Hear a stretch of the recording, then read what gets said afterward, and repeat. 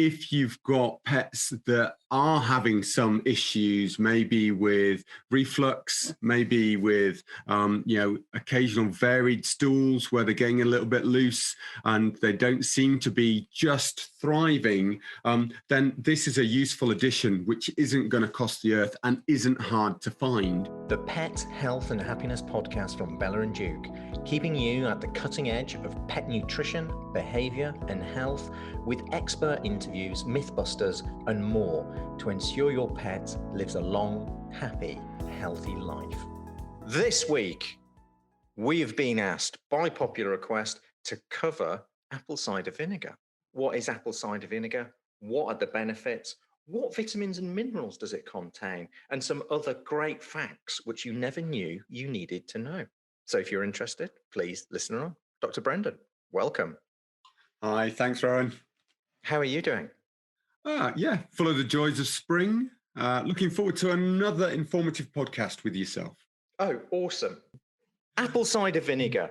It's one of these things that a lot of people talk about. There are a lot of myths, a lot of legends. It's one of these things which is touted as the panacea for all ills. And in fact, in my opinion, jumping to the punchline, apple cider vinegar brings with it perhaps more benefits than most people realize.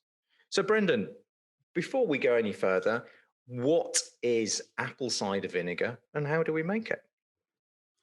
Okay, so any of the vinegars are really a product of a ferment process. So just as we make wine and you get wine vinegars, it's basically from the fermentation that's gone beyond that initial phase. So for apple cider vinegar, it's made from cider. And, ultimately there are a number of products that are available one like this, which will come from your supermarket, some like this, which will come from your health food store, and readily available. And the beauty of it is it's not expensive. So although you can get X number of supplements with really weird and wonderful berries from outer Mongolia that you wouldn't be able to normally get, and it's got all of the food miles on, and actually you can get benefits right at home from something that's really easily and readily available.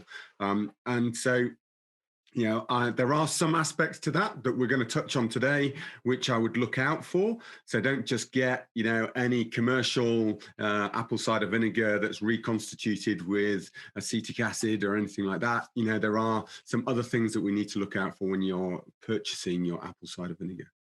Perfect.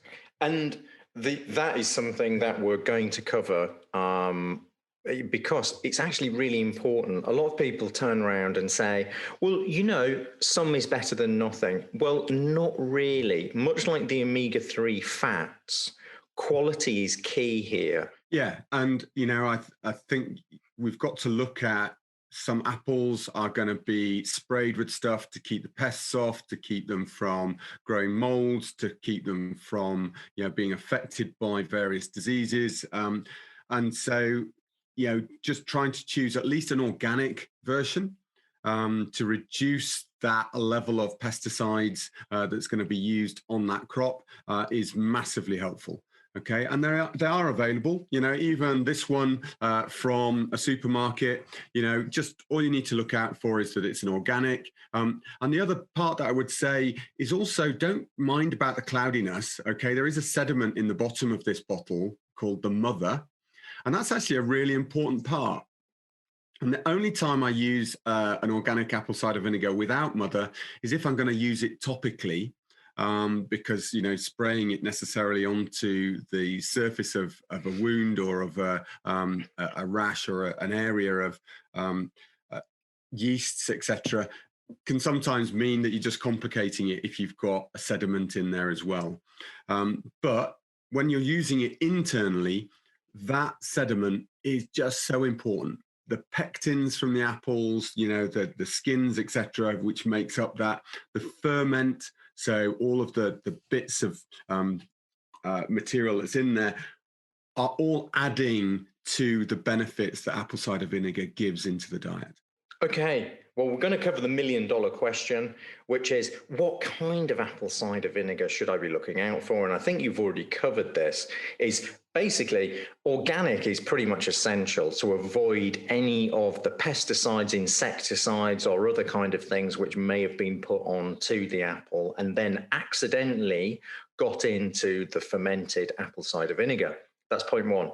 Point two is if you can have it unpasteurized, that is the best. Unpasteurized with the mother. Why? Because whilst pasteurization, which is basically heat treating, brings with it some benefits, it also kills or removes or reduces a lot of the enzymes, which bring the benefits, a lot of the vitamins and a lot of the minerals. So what we want is ideally unfiltered, unpasteurized, organic. There we go. Brendan he's got the money shot.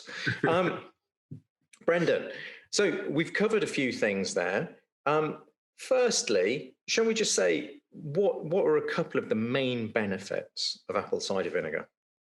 Okay, so now when you use it topically, one of the benefits is it acidifies the area. So there are certain bacteria and yeast that don't like that acidic environment. Okay, so we can clearly see that acidification has a huge benefit in reducing those populations and aiding the normal microflora on the skin surface.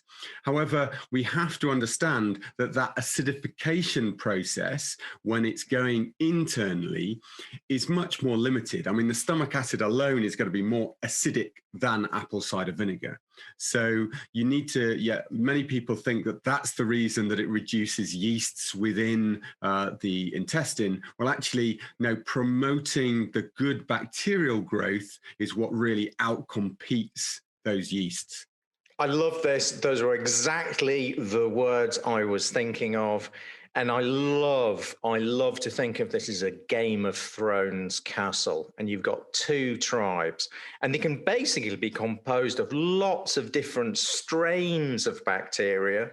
But if you basically look at it as strains of bacteria which are working for you and strains of bacteria which are working against you or aren't necessarily, doesn't mean they're evil, but they don't necessarily have your health and happiness as their primary objective.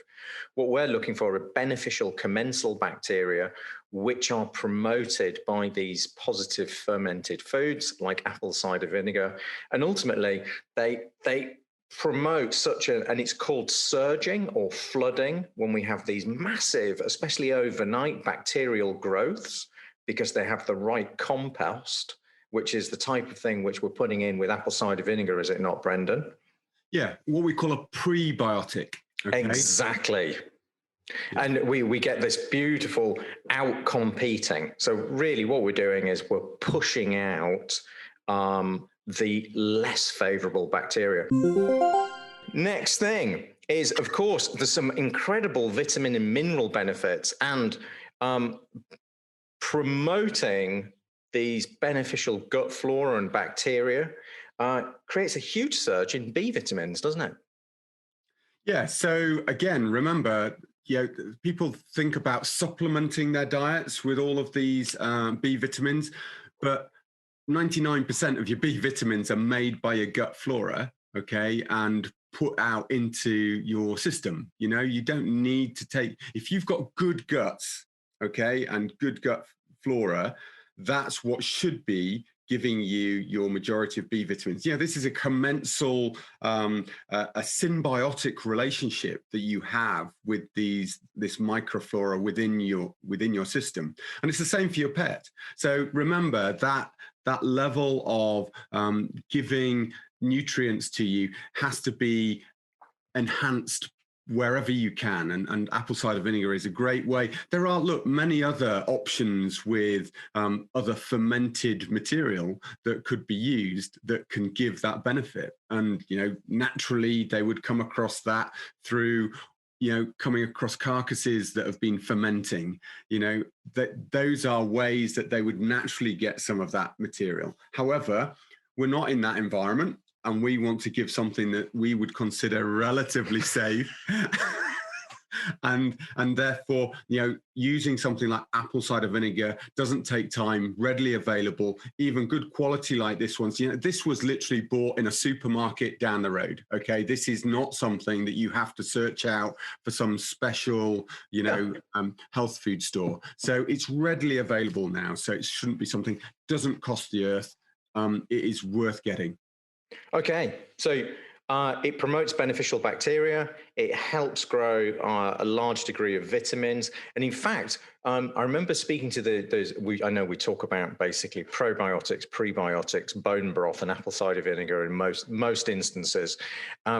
I remember speaking to the inventor of Fidospore, and he was explaining to me that one of the key benefits, it does aid digestion, obviously, doesn't it? Because it's an appetite stimulant in a similar way to bone broth. Are there any other some key vitamins or minerals which pop into the party? I've not really studied into the exact minerals that are within these. I really see it as a lot of that is just extra additions. The general diet will take all of those bits. And remember that as soon as you get apples from a different region, or you change the crop, how it's made, how it's grown, all of that processing, what water may have been used within the process will all change some of those bits within it. So have a look at the various apple cider vinegars that you can get hold of. And yeah, I'm sure there will be differences between those contents. Okay, ladies and gentlemen, let's put a flag in the ground. That was Dr. Brendan Clarke artfully dodging the fact that he doesn't know the answer.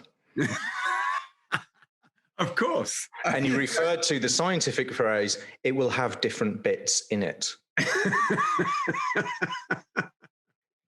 Chris, that pedestal is just a little lower than it was. It's not quite the pyramid I once had you on.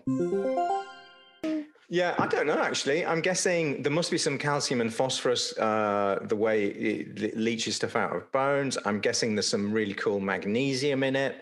I'm not sure about zinc. I'm wondering whether or not there's the heart-healthy quinone ring supporting things like K2 in it, simply because that comes out of fermented foods like natto. Yeah, but that's, again, if you're supporting the gut flora, you're trying to get your gut flora to produce some of those vital vitamins, not necessarily trying to think that this is a multivitamin drink. No, I agree. Oh, vitamin C. It's high in vitamin C. Well, that's interesting, as long as it's, as you say, unpasteurized, because obviously the more it's processed, the lower the vitamin C, and the vitamin C will go off. So we've covered a few points here, Brendan, which are really exciting. One is it acts as a really cool prebiotic, and it helps beneficial bacteria outcompete things like pathogenic yeasts like Candida. You talked about using it topically, albeit not the filtered one. We're saying that it helps promote all of the B vitamins, depending on how it's produced. There's probably a lot of vitamin C in it as well. There's some essential trace minerals. I think we've kind of covered that. Is there anything I've missed? No, I think that's a really good rant. Do remember there are some health food shop versions, okay, which will have other herbal additions in. Yes.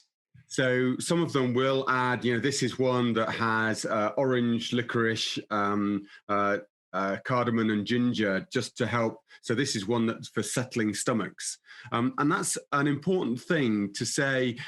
When do we use this? Why do we need to use this? And certainly if you've got pets that are having some issues, maybe with reflux, maybe with, occasional varied stools where they're getting a little bit loose and they don't seem to be just thriving, then this is a useful addition, which isn't going to cost the earth and isn't hard to find. And you don't, that's the basic one. And if you're still having some issues, yes, look at some of the herbal shop ones, which have those added herbs for settling the stomach, and that can also help. Awesome. I like that. I like the fact that you've got some boutique high-end apple cider vinegars at your disposal and you bring them on. This is what you bring to this party, not only your endless fount of knowledge, but you can actually demonstrate. How would we use it topically?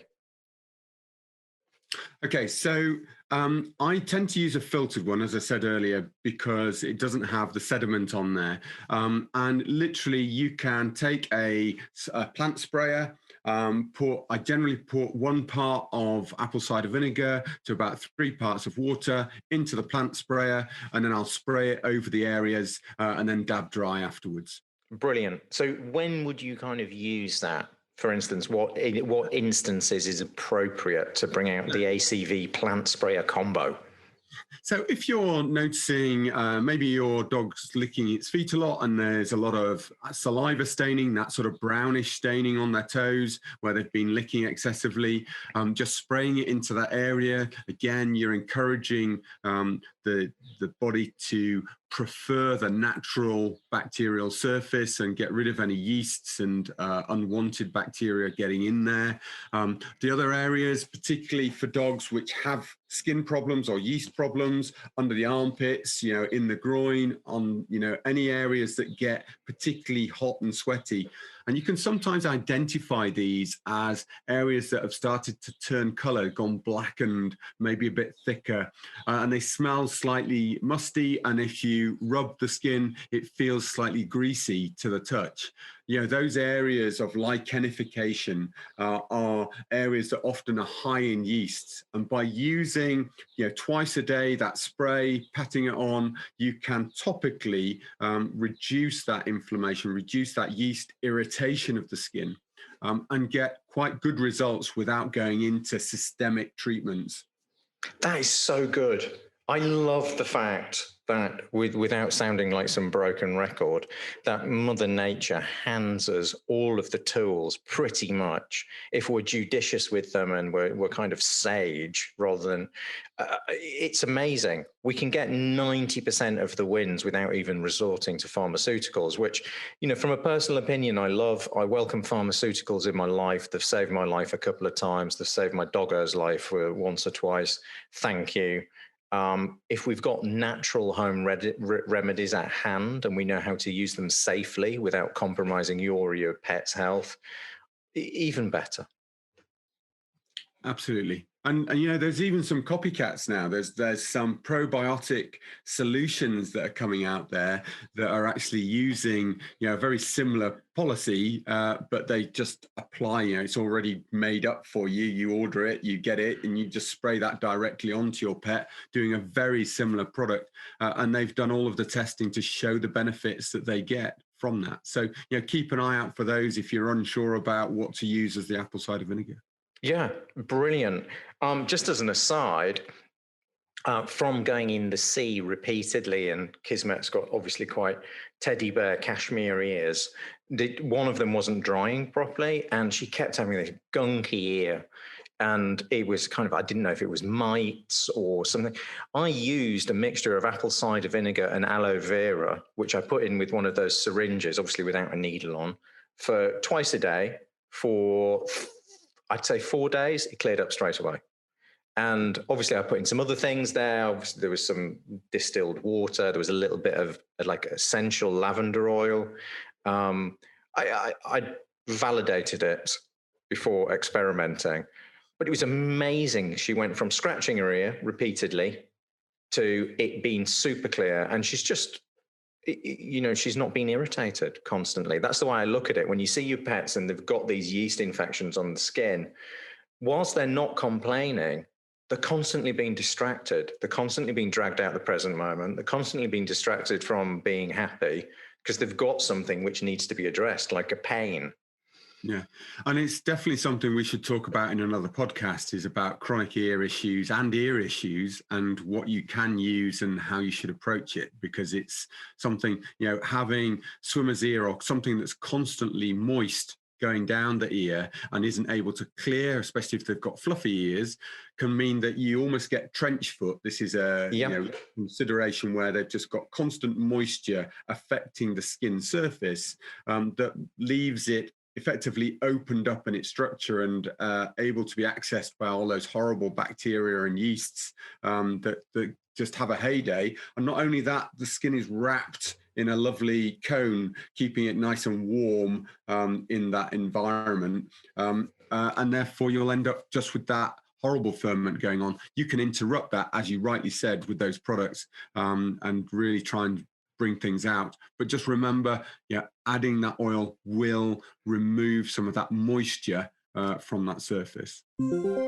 The only thing that I would say, also really useful when you're making your bone broths. Okay, so of course. You've got when you start the process, add a cup of this into your bone broth mix of 3 liters, okay? And then you can, just at the very end, just before you're finishing your bone broth off, especially with the fermented stuff, you then can, add it again just as it's cooling. That adds to the mix all of those beneficial things that we've talked about today.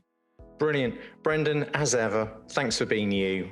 Thanks for being a leading light in improving pet health. Frankly, everybody at Bella+Duke is incredibly humbled and grateful to have you working alongside us.